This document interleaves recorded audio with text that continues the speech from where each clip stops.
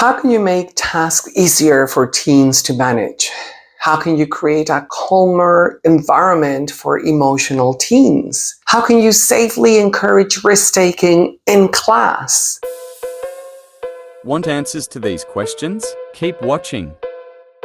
Hello and welcome to my YouTube channel, Learning Together with Robert. If this is your first time visiting me, thank you for being here. And if you're back, thank you very much for your support, because without you, this wouldn't make any sense. If you haven't subscribed, why not do it now and give us a like? Those of you who have been here already, you can fast forward to the main part of the video. I just want to say hello to my new visitors.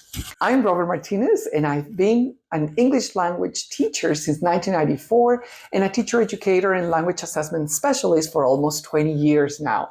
It's been an incredible journey, having lived and worked in 9 different countries. I'm a self-tutor and assessor, online moderator, a full-time director of studies, and a tutor on the IHCYLT course, teaching English to young learners and teenagers, and I enjoy being in the classroom both face-to-face and online. If you want to know more about my professional background, experience, and qualifications, I've put a link to my LinkedIn profile and a link to a video cartoon version of my CV to jazz things up in the description box below, so feel free to check them out. Hi everyone, welcome to this series on understanding the teenage brain and how we as English teachers can use this knowledge to manage our classrooms better. We know teaching teenagers can sometimes feel like a roller coaster, right?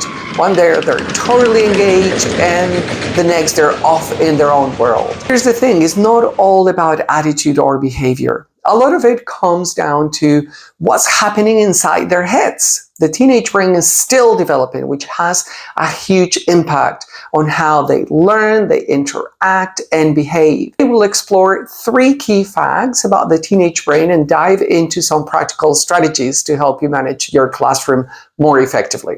Let's get started.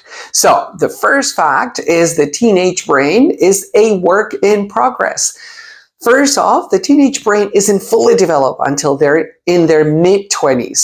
Their prefrontal cortex, which is the part of the brain responsible for decision-making, planning, and controlling impulses, is still maturing.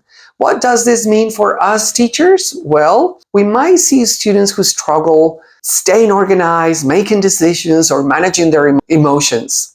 They might seem unmotivated or even lazy, but that's not really the case. Their brain is just not equipped to handle some of the demands we might put on them. So what can we do about it? One simple strategy is to break down tasks into smaller, more manageable steps.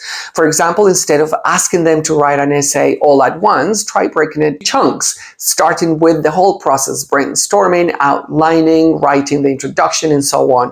This really helps them manage the process without feeling overwhelmed. Clear guidelines and expectations also make a big difference. When they know exactly what's expected, it's easier for them to focus and follow through. Super important. Number 2, emotional roller coaster. Next up is emotions. We've all seen how teens can go from 0 to 100 in the blink of an eye, right? One minute they're excited, the next they're frustrated or even upset. This emotional unpredictability happens because their limbic system, the emotional center of the brain, develops faster than the prefrontal cortex. Basically, the part of their brain that controls emotions is much stronger than the part that manages those emotions.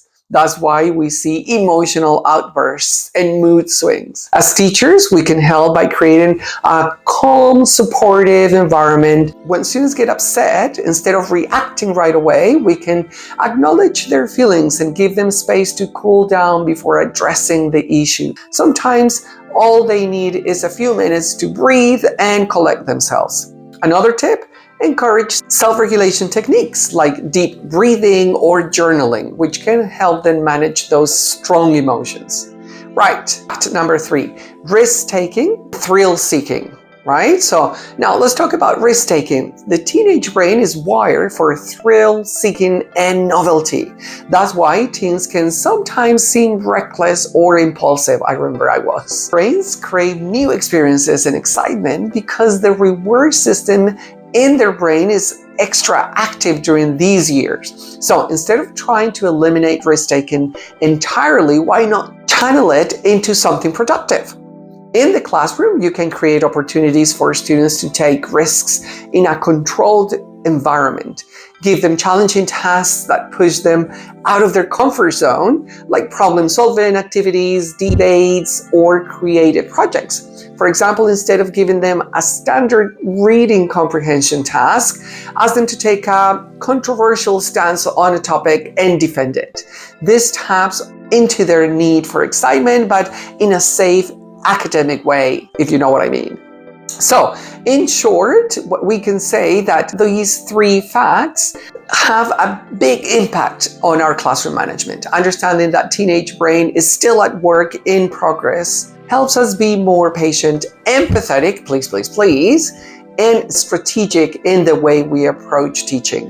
In the next video, we'll dive into 3 more brain facts and explore how we can use them to create an even more engaging and supportive classroom environment. Thanks for watching, and I'll see you in the next video. Well, we've come to the end, but I'll be sharing more exciting videos, so stay tuned and subscribe. Do let me know in the comments box if you have any special requests, and I'll try to make a video about them. That'll be exciting, don't you think? I'll make sure I'll give you a shout in the video. Do share this video with your friends, and can I ask you a favor? Hit the like button so that more people can see this video. Bye for now, and remember, learning is fun, and you don't have to do it alone. So let's learn together with Robert.